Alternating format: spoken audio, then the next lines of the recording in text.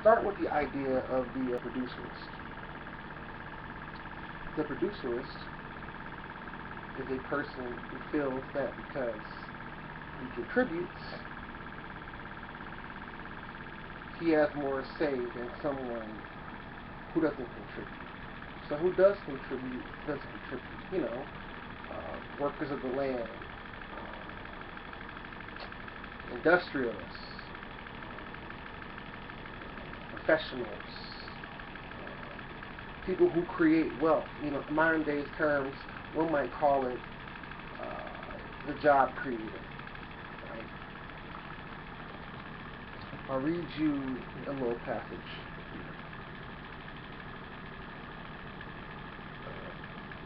The productive work of farming has not had and does not now have any appeal to him. His choice in land is this: land that produces gold from the mine and the land that produces rents.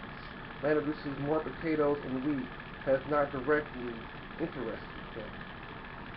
And this is from one of Henry Ford's papers in, I believe, 1930s. Now, this is not designed to call Henry Ford a racist. I don't give a fuck. Henry Ford employed half of Detroit where I came from, so whatever he did, he's gone. He's with Hearts or he's burning in hell, or if you believe none of it, then fuck it anyway. I didn't come to call Henry Ford a racist. I just came to read a small passage about what the producerist thoughts are about. And listen, well, listen to what they're saying here. He doesn't care about the wheat and the potatoes, right? He cares about the land that makes the gold. So what's that mean? I'll put it in some ghetto terms. As a nigger that I am, I gotta put it in terms that I know, flat out. Alright? And essentially, he's trying to say they're interested in flipping over working. And that's the common theme. If you think about, racist stereotypes, especially with black people and whatnot. Dude is hanging out, hustling, fucking around, living in his mom's basement, getting food stamps and fucking selling drugs, fucking pimping out his girlfriend to his friends, doing everything he can to find the gold in the mine versus working a hard day. Now, I find that real funny in some respects, just as a offhand, because if you look at like the gold rush and whatnot, if you look at how corporations and their mission is to pass along any cost they can to the consumer to keep a profit margin where it's at and whatnot. I find it very funny, that these guys are, but anyway, I digress. My point is that they're saying this person is morally unworthy next to a person who does all this hard work. Now, let's get this thought, man, in America. Let's get this real thought in America, okay? Who the fuck is doing hard work? Now, some might say, oh, well, these CEOs, they spend 10, 12 hours a day working. Okay, sure they might. Here and there. They might be sitting up there, with their secretaries or at a desk or something like that, but they get to play extra hard after all that 12 hours work when bills close. This is terrible, but frankly, I don't really give a fuck. Moving on. So my point is that that's 12 hours of hard work. But come on, man. We've done 12 hours worth of hard work. Like, we're still on our fucking feet for 12 hours making somebody's food. punching somebody's goddamn cash register, lifting up somebody's goddamn dirt sacks, wiping somebody's fucking ass because they're too old or too young or too whatever to do with their goddamn selves. Fucking caring for somebody else's fucking knucklehead fucking kids because they out busy doing something else and it ain't working. Like what the fuck you're doing.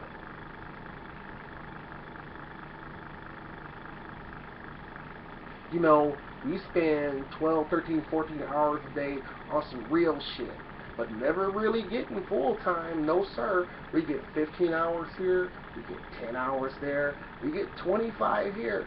We work 50 fucking hours a week, right? Getting $9, $10 at that shit.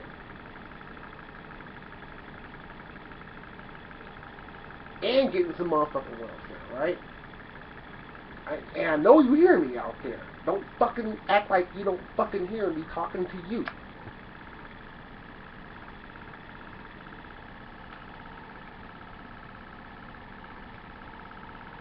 But it's the producerists that work hard, right?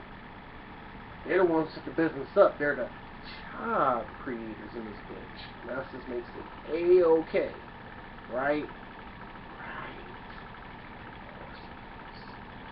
Now, moving on. We have the producerist angle. We have that thought. And I move on to the next part. And that is Civil War. First of all, I don't think you guys know a fucking lot about Civil War out there, do you? I mean, I run people out in the street, right? I run into them out in the street. And they ask them, do you know about the Knights of the Golden Circle? And they'll be like, no. I'm super smart. I was some black motherfucker from Detroit. Didn't know a goddamn thing. And I read some books. Right? And the Knights of the Golden Circle, okay, were a group of, I don't know, arch-racist cocksuckers. Well, can't be too. I'm trying to be nice about this shit. You know, arch-racist. Who the fuck is arch-racist? Right? Anyway, I'm an arch-racist black son of a bitch. I think myself. So, I guess the pot calls all black. Anyway. The Knights of the Golden Circle. But first, before I get into them, do you guys really... Okay, let's have a small little history lesson on the yeoman farmer, right? Does anybody know about the yeoman farmer? Probably not. If you did, I wouldn't fucking know because I can't see you anyway. Oh, I wouldn't know if I see myself. You know, I'm still alive right now telling you this shit. So anyway, back in those times, in the Alabama South, right?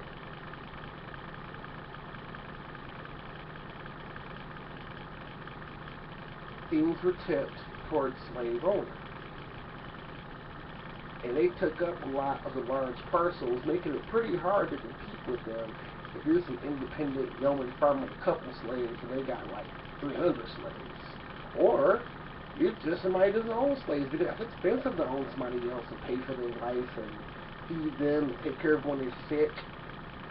You know, because a human being is an investment. You know, let's stop looking at slavery like it's some type of holier than thou thing or horrible thing. Because the truth of the matter is, with slavery, my friends, that shit goes on right the fuck now, and you're the benefit of it. Oh my God! Yes, you are. Every time you slip on a pair of really expensive gym shoes, ask yourself, how much do those gym shoes cost? Every time you put on a shirt, some $20 t-shirt, ask yourself, how much did the fuck did that cost to make? you know, $2. Probably like 25 cents. Now some might say, oh, they had reed farms ever since Kathy Lee Gifford got from out of bound, and when those guys, Jack Abramoff and those suckers up in Saipan, excuse me, got spit. I'm gonna think I'm nasty, and I am, so fuck you. Moving on. Now, I kind of enjoy the song, you know. Fuck you, dude! No, but no, in all seriousness.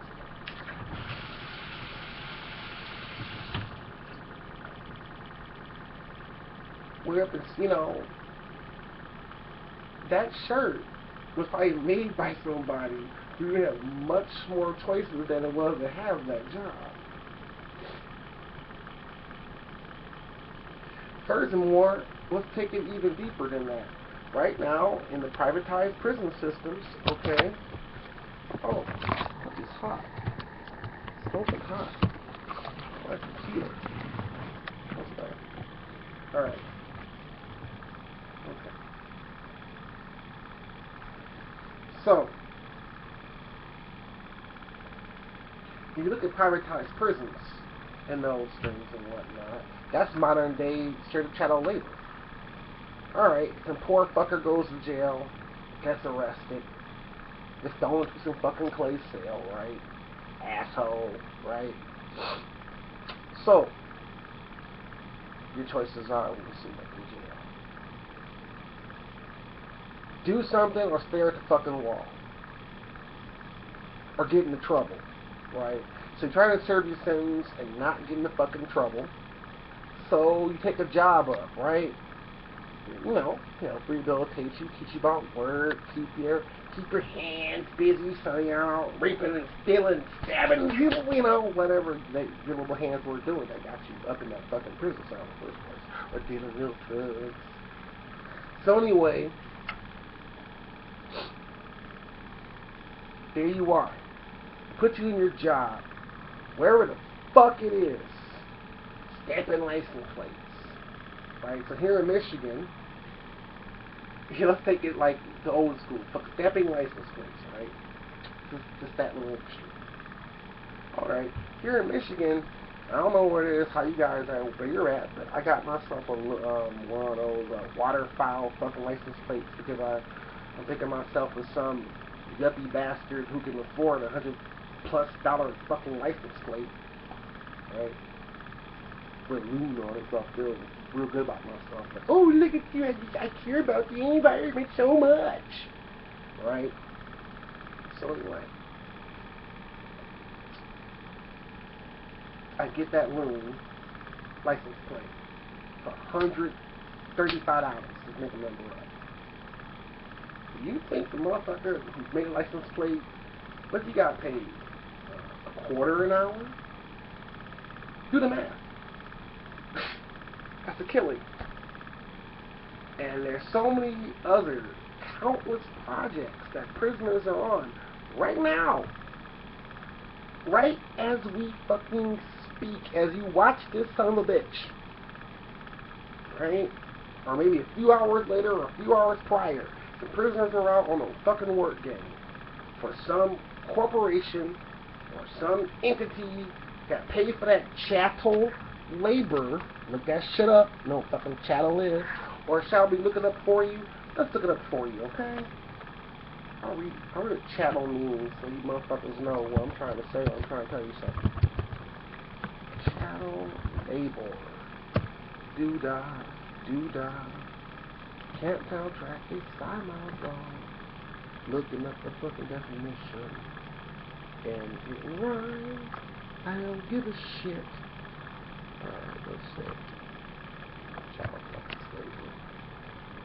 Alright. That's not what chattel means. Not chattel for slavery. You see these things? Alright. The free definition. What's the right definition, you son of a bitch? Let's see. White slavery now. Let's look at that. Yay. Human trafficking is modern day slavery. Yeah, I guess so. Chattel.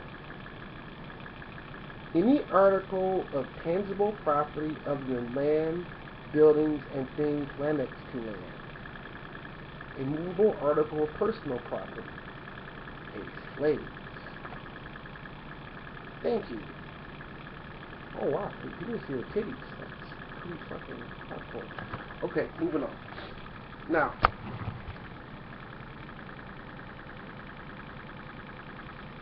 so let's look at this. Let's use the situation. Mr. Prisoner working. Yeah, okay, you fucked up and got put there.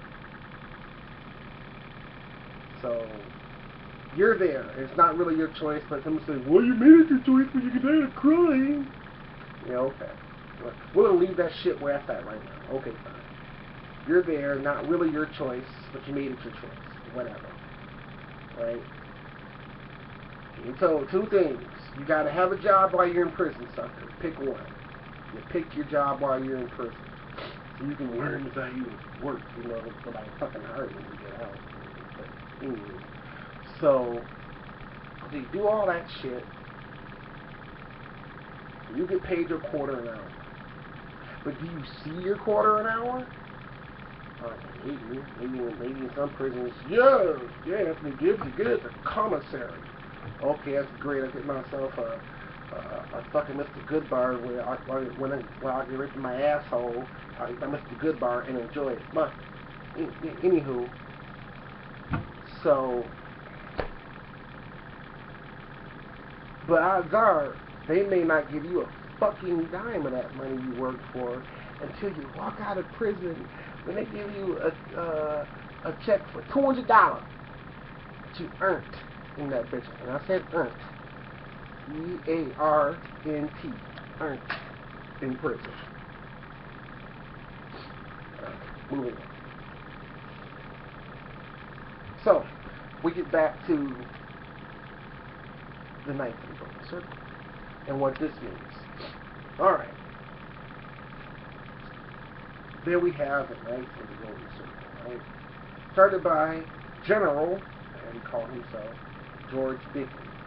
I've done my reading, fuckers. And say, well, you get ready to say so stupid. No, motherfuckers, I've done my reading. So you may suck out the crack in the ass. Out the crack in the ass! So, and yes, I do go to character sometimes because I am truly mad. Alright, Knights of the Golden Circle. Mr. Bickley, and I got a lot of information from this book. Camera, there we go. Knights of the Golden Circle. Yes, one of my primary sources by David C. King. Thank you, Mr. King, for your insight. I've also watched the video about the KBC on History Channel and done various readings about articles and such I find.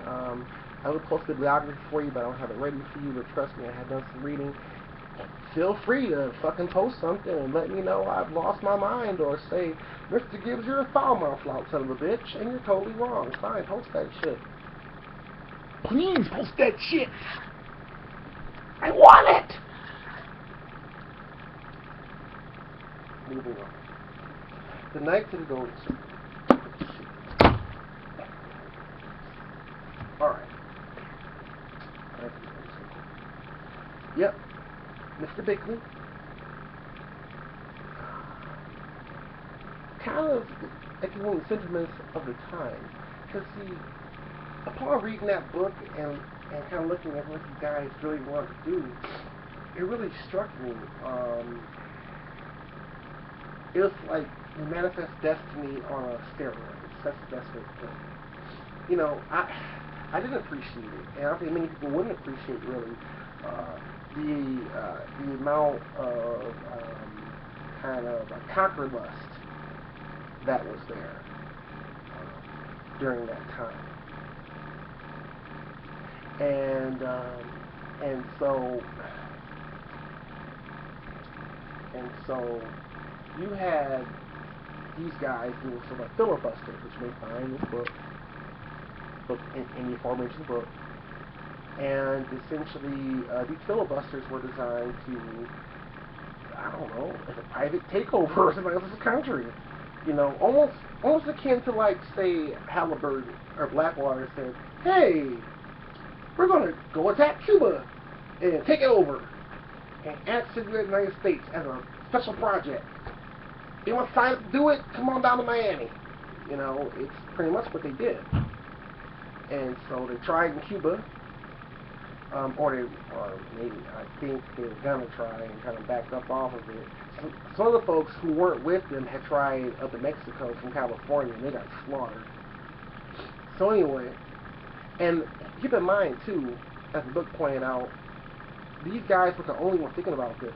Later on in history, I believe France did invade. So people were thinking about this, not just us.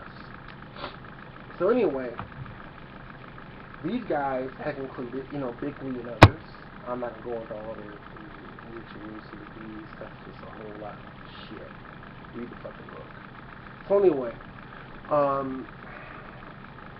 they what they concluded is that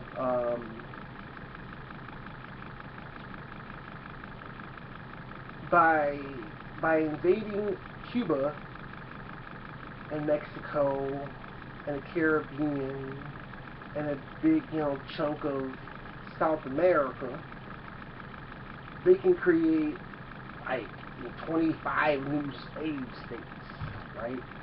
And of course, these slave states would do what, boys and girls? So you have representative democracy, otherwise known as a republic. They would tip the balance, right?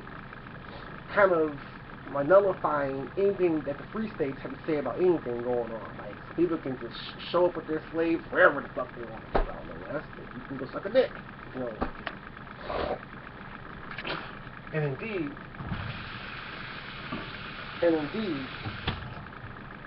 as Bickley and documents had stated later, they wanted to keep people, especially the Mexicans there, in a state of, quote, perpetual slavery, end quote. Lovely, hey? So, wow. Well, I guess the slave one. Okay. So, and let's not get it twisted, boys and girls. People besides white folks own slaves too.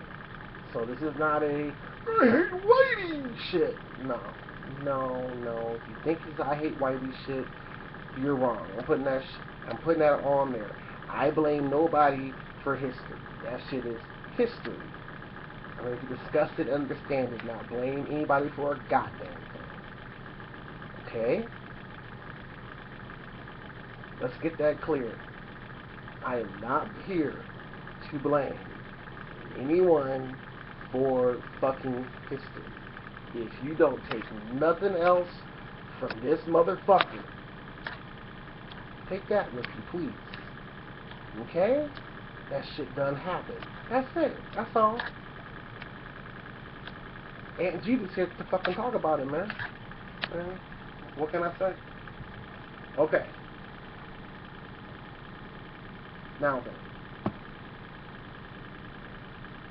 These guys decided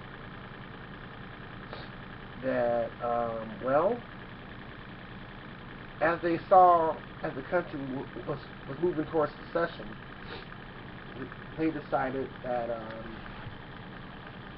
it was time to support Southern governors and help the South secede so they can break away. And what the first little plan was, in this little master plan, if they managed to Union sue for peace and the Union didn't bother attacking it, and they'll pull that off. And that's a whole story I can talk about later.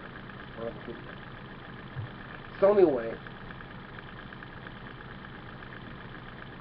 they would have, they turned their guns on Mexico. Matter of fact, they're about to draft a resolution in the Confederate Congress, they got better about it, to let the European powers know, hands off Mexico. But they had enough common sense to send that shit out. They knew what time it was on that. So anyway, so the war happens because in Texas, in the proven documents, and the book that I showed you before, outlines this very carefully, and again, the King did excellent work. The KGC forces pushed that state out of succession by using a tactic, and this may sound familiar, boys and girls, of yelling down or terrorizing and or silencing anyone who did not say secession. And you know what secession is. If you know what secession is, boys and girls, I'll tell you really quickly. That means the act of leaving the union. Okay? So by doing this in Texas and in Arkansas, other places like that, they managed to help push the Confederate States into war with the Union, which they wanted. Well, they lost the war, as we know, as most of us accept. And what happened is Ku Klux Klan later on, a few years after the war, and other such groups, which used terror, which used squelching, which used intimidation to pretty much set up a racial caste system in the South, which lasted for many years.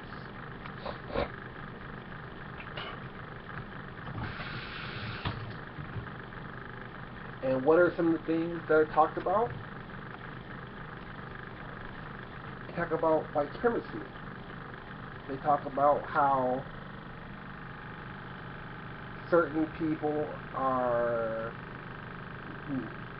deviants. Certain people don't deserve, okay, to be allowed to rule themselves, or they don't deserve to possess what they have, and worthier ones should come take it. And certain people shouldn't have more than other people should have, and so on and fucking so forth. We know about this thing. Real funny how one of the people who started the Klan was Nathan Bedford Forrest, who was traveling along with Albert Pike on behalf of the KGC in Arkansas in the early stages of the Confederacy. Now you can see how all this ties together. How you can have a yeoman on a farm believing that he's better than the next whatever savage, even though he ain't got a goddamn thing next to people who really making it money. If they had their way, they would have kept, as Dick put it, the Mexican peasants, moved from peasantry to perpetual slavery. Right now, in 2015, that could have been going on, maybe they're fucking okay with it. Now we see the danger of the producerist thought process. And the truth is, and I'm going to leave you with this, recently people talked about the Black Lives Matter controversy and such. And somebody said, are they a hate group? Whatever. That's the latest conservative thing to kind of latch on, I guess. Well, I guess my response is this. All lives matter. Every single life matters.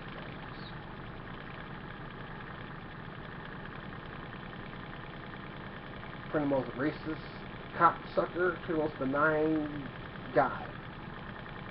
And all lives in between matter.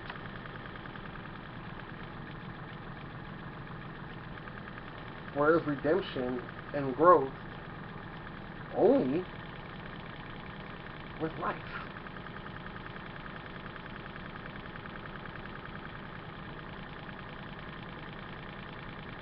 So no, I don't think Black Lives Matter is a hate group, but I do think they need to think very carefully about what they're saying and how it comes across.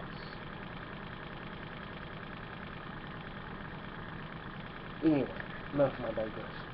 My name is Anthony W. Gibbs once again, and I thank you for taking the time to listen to this shit.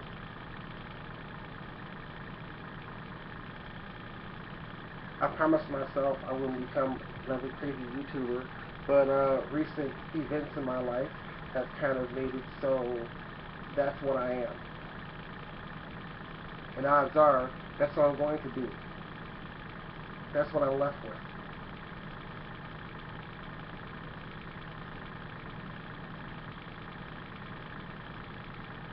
In the end, that's all we have, is our voice. Our thoughts, our prayers.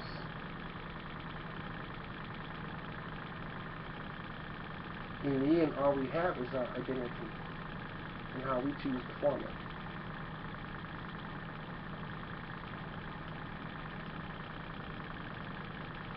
And never should you let anybody form your shit besides you.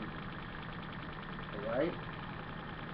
This is your boy, Ant W. Gibbs. Anthony Gibbs.